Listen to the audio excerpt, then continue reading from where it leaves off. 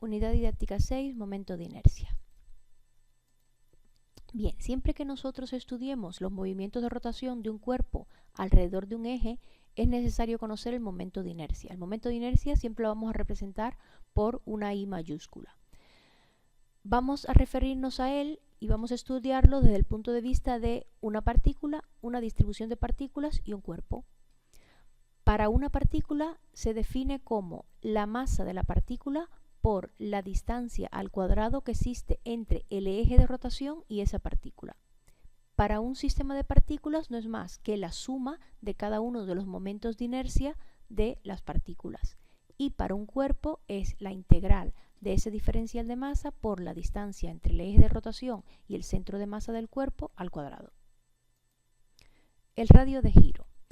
La distancia desde el eje de giro a un punto donde podríamos nosotros suponer hipotéticamente que está concentrada toda la masa del cuerpo, de forma tal que ese momento de inercia respecto de dicho eje se obtiene como la distancia que lo separa al cuadrado por m. De forma tal que si yo lo despejo, pues me queda la raíz del momento de inercia sobre la masa. El momento angular. El equivalente a la cantidad de movimiento es ese momento angular y se define como el momento de inercia por la velocidad angular. El teorema de Steiner. Los momentos de inercia de un sólido, por ejemplo, es bastante sencillo de calcular siempre que ese eje de rotación coincida con el eje de simetría. ¿Qué sucede? Que el momento de inercia con respecto a un eje arbitrario puede resultar pues un poco más complicado si ellos no coinciden. El teorema de Steiner nos simplifica bastante el proceso. El teorema de Steiner. El momento de inercia de un sólido, por ejemplo, es bastante sencillo de calcular si el eje de rotación coincide con ese eje de simetría.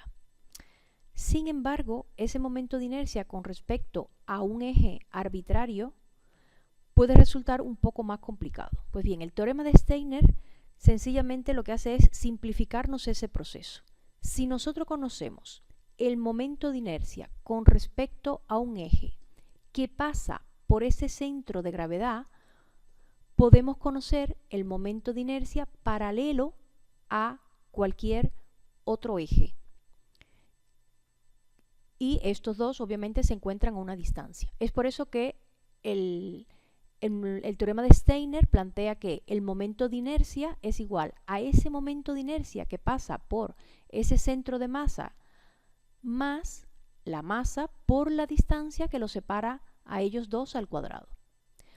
Para figuras simétricas es bastante más sencillo de calcular el momento respecto a un eje de simetría.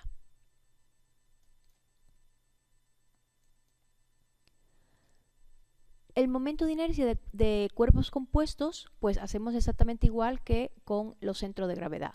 Tenemos que dividir en cuerpos simples el cuerpo y después hacer el sumatorio de todos ellos. Luego, cuando es con respecto a superficies, aplicamos el teorema de los ejes perpendiculares, en el que se calcula por separado el momento de inercia en X y el momento de inercia en Y. Y luego para el eje Z, que entonces es perpendicular al plano XY, pues entonces se va a cumplir que el momento de inercia en Z es igual a la suma pues, de ellos dos. El producto de inercia se define como la integral de el área, o sea, X por Y por esa diferencial de área. Y si a esto le aplicamos el teorema de Steiner, pues quedaría que el producto de inercia es igual al producto de inercia de ese eje donde coincide con el centro de masa más el área por los módulos de X por Y. Luego tenemos una serie de tablas, ¿vale? Aquí les he puesto las dos principales, pero en el libro tenéis un grupo de ellos, ¿vale? De los elementos sencillos, placas, anillas, etcétera, macizas, no macizas, ¿vale? Y luego de superficies planas.